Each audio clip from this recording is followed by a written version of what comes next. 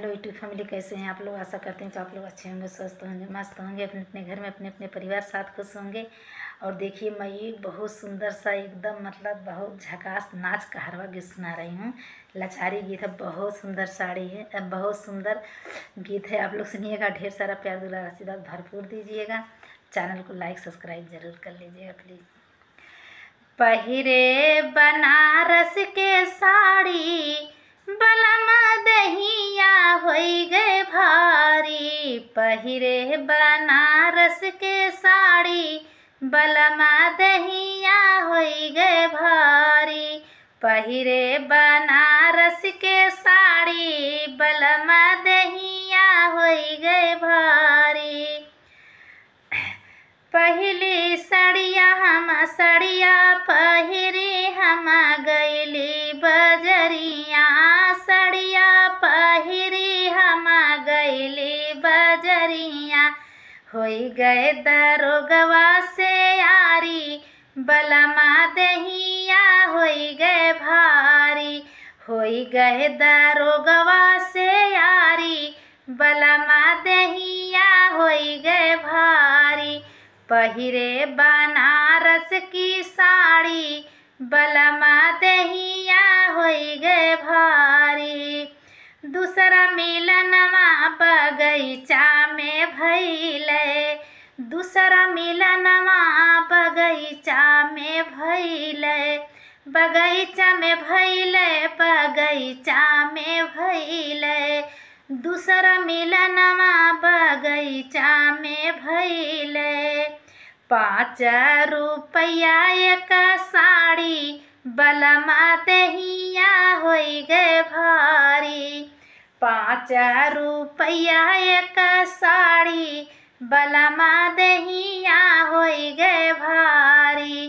पहिरे बनारस की साड़ी बलमा दहिया होई गए भारी। पहिरे बनारस की साड़ी बलमा दहिया होई गए भारी। तीसरा मिलनवा कुवनवा पे भइले। तीसरा मिलनवा कुवनवा पे भइले। महरा मारया सनाकारी बलमा दहिया होई गए भारी। महरा मारया सनाकारी बलमा दहिया होई गए भारी। पहिरे बनारस की साड़ी बलमा दहिया होई गए भारी। चौथा मिलनवा महलिया में भइले। चौथा मिलनवा महलिया में भइले। चौथा मिलनवा महलिया में भइले। हमरो पावा होई गए भारी बलमा दहिया होई गए भारी। हमरो पावा होई गए भारी बलमा दहिया होई गए भारी। पहिरे बनारस की साड़ी बलमा दहिया होई गए भारी। पहिरे बनारस की साड़ी बलमा दहिया होई गए भारी। हे 5वां मिलनवा हमसे 5वां मिलनवा होरिला जनमलय। 9वें महीनवा होरिला जनमलय। होरिला जनमलय होरिला जनमलय। 9वें महीनवा होरिला जनमलय।